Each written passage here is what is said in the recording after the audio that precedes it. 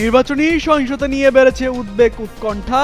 মাঠে বিএনপি জামায়াত দ্বন্দ্বে সুযোগ নিতে পারে আওয়ামী লীগ। পরাজিত শক্তির ভয়ঙ্কর পরিকল্পনা ঠেকাতে তৎপরতার কথা বলছে পুলিশ। নির্বাচন সামনে রেখে যুক্তরাষ্ট্রের নিরাপত্তা সতর্কতা জারি। মার্কিন নাগরিকদের পুরোপুরি সতর্ক থাকার নির্দেশ। রাজনৈতিক সংঘাত সহিংসতার শঙ্কা। আওয়ামী লীগ জামায়াত নিয়ে ভারতীয় গণমাধ্যমে মাহফুজ আলমের বিস্ফোরক মন্তব্য। আদর্শিক চিন্তাধারায় পার্থক্য থাকায় ছেড়েছেন জুলাই যোদ্ধাদের এনসিপিও। আওয়ামী লীগকে ছাড়াই অনুষ্ঠিত হতে যাচ্ছে ত্রয়োদশ জাতীয় সংসদ নির্বাচন। জনগণের সরকারের সঙ্গে কাজ করতে মুখিয়ে আছে ভারত যুক্তরাষ্ট্র। একই বার্তা জাতিসংঘের। হামলা সংঘর্ষে চলছে নির্বাচনী প্রচারণা। জামায়াতের প্রার্থী শিশির মনিরের গাড়ি ভাঙচুর, ব্যবস্থা নেওয়ার আশ্বাস পুলিশের। ত্রয়োদশ জাতীয় সংসদ নির্বাচনের প্রচারণাকে কেন্দ্র করে বাড়ছে সংঘাত সহিংসতা। ইতোমধ্যেই সারা দেশে অন্তত ১১৩টি সহিংসতার ঘটনা ঘটেছে। সবশেষ শেরপুরের ঝিনেগাতিতে প্রতিপক্ষের হামলায় শ্রীবর্দী উপজেলা জামায়াতের সেক্রেটারি মাওলানা রেজাউল করিম নিহত হন। এরপর থেকে জনমনে নির্বাচনী সহিংসতা নিয়ে উদ্বেগ উৎকণ্ঠার মাত্রা আরও বেড়েছে। সামনের দিনগুলোতে এই সহিংসতা আরও বাড়লে তৃতীয় পক্ষ সুযোগ নেবে বলে শঙ্কা সংশ্লিষ্টদের। বিশেষ করে ভারতে পলাতক সাবেক প্রধানমন্ত্রী শেখ হাসিনা ইতোমধ্যেই নির্বাচন বানচাল করতে তার দলের নেতাকর্মীদের নির্দেশ দিয়েছেন। ওই নির্দেশ বাস্তবায়নে ভয়ঙ্কর সব পরিকল্পনা নিয়ে মাঠে নামছে নিষিদ্ধ ঘোষিত আওয়ামী দুষ্কৃতকারীরা। এ প্রসঙ্গে জানতে চাইলে বাংলাদেশ পুলিশের অতিরিক্ত ডিআইজি খন্দকার রফিকুল ইসলাম বলেন, প্রচারে মাঠে থাকা দলগুলো সংঘাত সহিংসতায় জড়িয়ে পড়লে স্বাভাবিকভাবেই পরাজিত শক্তি এই সুযোগে তাদের ভয়ঙ্কর পরিকল্পনা বাস্তবায়নের পথ খুঁজবে। এজন্য তিনি অপশক্তির পরিকল্পনা নস্যাৎ করতে পুলিশি তৎপরতার পাশাপাশি রাজনৈতিক দলগুলোর যথাযথ সহযোগিতা প্রত্যাশা করেন। নিরাপত্তা বিশ্লেষক অবসরপ্রাপ্ত major general doctor Naim Ashfaq Chowdhury বলেন, পরাজিত রাজনৈতিক শক্তি কিন্তু বসে নেই। দেশে অবস্থান করা তাদের নেতাকর্মীদের দিয়ে বিদেশে পলাতক নেতারা পরিকল্পনা বাস্তবায়নের সব চেষ্টাই করছেন। নির্বাচন যত ঘনিয়ে আসবে তারা এ বিষয়ে তত বেশি তৎপর হবে। মনে রাখতে হবে, সৃষ্ট নির্বাচনী সহিংসতা ওই চক্রের জন্য অনুকূল পরিবেশ তৈরি করছে।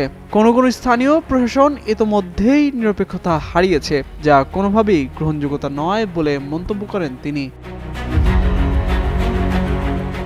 এদিকে গোয়েন্দা সূত্রগুলো বলছে, নির্বাচনে অংশ নেওয়া রাজনৈতিক দলগুলোর সংঘাত সহিংসতার সুযোগকে কাজে লাগাতে তৎপর পরাজিত শক্তি। আইনশৃঙ্খলা বাহিনী রাজনৈতিক দলগুলোর সহিংসতা মোকাবেলায় ব্যস্ত থাকায় ইতিমধ্যেই অপশক্তিগুলোর নাশকতার নানা পরিকল্পনা নিয়ে তাদের টিম মাঠে নামার অপচেষ্টা করছে। তবে আশার কথা হলো, প্রযুক্তির সহায়তায় এ চক্রের অনেক কিছুই আইনশৃঙ্খলা বাহিনী জানতে সক্ষম হয়েছে, যাদের অনেকে নজরদারির মধ্যে রয়েছে। নানামুখী ষড়যন্ত্র থাকলেও আইনশৃঙ্খলা বাহিনী জনসাধারণকে উদ্বিগ্ন না হওয়ার আহ্বান জানিয়েছেন। তামজিদ মির্জা, যুগান্ত নিউজ। শুরু হয়ে গেছে ভোটের ক্ষণ গণনা। বাকি আর মাত্র 12 দিন। ত্রয়োদশ জাতীয় সংসদ নির্বাচন ও গণভোটকে কেন্দ্র করে দেশ জুড়ে চলছে নির্বাচনী তোড়জোড়। একই সঙ্গে প্রচারণার সময়ে সংঘর্ষের খবরও জায়গা করে নিচ্ছে সংবাদের শিরোনামে। এ অবস্থায় নির্বাচনের দিন ঘিরে মার্কিন নাগরিকদের জন্য নিরাপত্তা সতর্কতা জারি করেছে যুক্তরাষ্ট্র।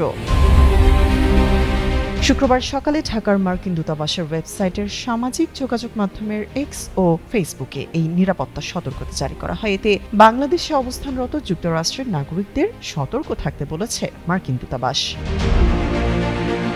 দূতাবাসের বার্তায় বলা হয়েছে, আগামী 12 ফেব্রুয়ারি একযোগে জাতীয় সংসদ নির্বাচন ও গণভোট অনুষ্ঠিত হতে যাচ্ছে। এ সময় রাজনৈতিক সহিংসতা কিংবা উগ্রপন্থী হামলার শঙ্কা রয়েছে। বিশেষ করে নির্বাচনী জনসভা, ভোটকেন্দ্র ও ধর্মীয় স্থানগুলো এসব হামলার লক্ষ্যবস্তু হতে পারে। তাই অনাকাঙ্ক্ষিত পরিস্থিতি এড়াতে মার্কিন নাগরিকদের যে কোনো ধরনের বিক্ষোভ ও বড় জনসমাগম এড়িয়ে চলার জন্য জোরালো তাগিদ দেওয়া হয়েছে।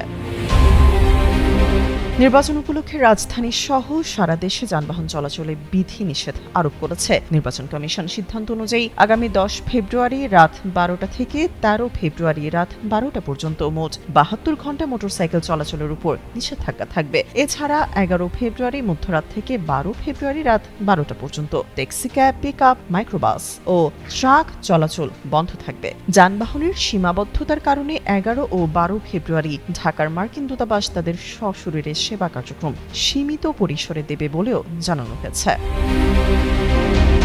এদিকে নির্বাচন চলাকালীন সময়গুলোতে দেশে অবস্থানরত মার্কিন নাগরিকদের নিরাপত্তার স্বার্থে নিজের আশপাশ সম্পর্কে সচেতন থাকা, স্থানীয় সংবাদ মাধ্যমে নজর রাখা এবং চলাচলের ক্ষেত্রে গোপনীয়তা বজায় রাখা, জরুরি যোগাযোগের সুবিধার্থে সার্বক্ষণিক চার্জ করা মুঠোফোন সাথে রাখা এবং ব্যক্তিগত নিরাপত্তা পরিকল্পনা পুনর্বিবেচনা করে বিকল্প যাতায়াত পথ ঠিক করে রাখার মতো বেশ কিছু পরামর্শ দিয়েছে মার্কিন দূতাবাস। তামান্না তাবাসসুম, যুগান্তর নিউজ।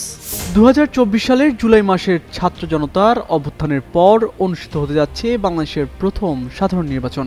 আগামী 12 ফেব্রুয়ারি সকাল থেকে ভোট গ্রহণ শুরুর কথা রয়েছে, কিন্তু নির্বাচনের ঠিক আগ মুহূর্তে জুলাই আন্দোলনের অন্যতম রূপকার এবং অন্তর্বর্তী সরকারের সাবেক উপদেষ্টা মাহফুজ আলম গভীর হতাশা প্রকাশ করেছেন। তার মতে, পুরনো রাজনৈতিক বন্দোবস্ত পুনর্গঠনের ফলে হুমকির মুখে জুলাই বিপ্লবের মূল আকাঙ্ক্ষাগুলো। এ সময় কার্যক্রম নিষিদ্ধ আওয়ামী লীগের সাথে জামায়াতের তুলনাও করেন তিনি। সম্প্রতি ভারতের প্রভাবশালী সাময়িকী দ্য উইককে দেওয়া একান্ত সাক্ষাৎকারে 27 বছর বয়সী এই ছাত্রনেতা তার পদত্যাগ এবং নির্বাচনে অংশ না নেওয়ার কারণ ব্যাখ্যা করেছেন। তিনি অভিযোগ করেন, ছাত্র নেতৃত্বাধীন দল জাতীয় নাগরিক পার্টি এবং জামায়াত ইসলামীর নির্বাচনী জোট জুলাইয়ের চেতনার সাথে বিশ্বাসঘাতকতা করেছে। তিনি আওয়ামী লীগ ও জামায়াতকে একে অপরের পরিপূরক সত্তা হিসেবে অভিহিত করেন। সাক্ষাৎকারে মাহফুজ আলম বলেন, এই মুহূর্তে তিনি কোনো দলে যোগ দিচ্ছেন না বা নির্বাচনে লড়ছেন না, কারণ এটি সঠিক সময় নয়। আর এনসিপি জামায়াত জোট, এই জোটের কারণেই এনসিপিতে যোগ দিচ্ছেন না তিনি। এছাড়া জামায়াত এবং আওয়ামী লীগ হলো একে অপরের পরিপূরক সত্তা, সুতরাং আওয়ামী লীগ এখানে থাকলে জামায়াত থাকবে, আর জামায়াত থাকলে আওয়ামী লীগও থাকবে। তাদের বর্তমান অবস্থায় চান না অন্তর্বর্তী সরকারের সাবেক এই উপদেষ্টা। তিনি বলেন, পুরনো রাজনৈতিক ব্যবস্থার সাথে জোট করতে পারেন না।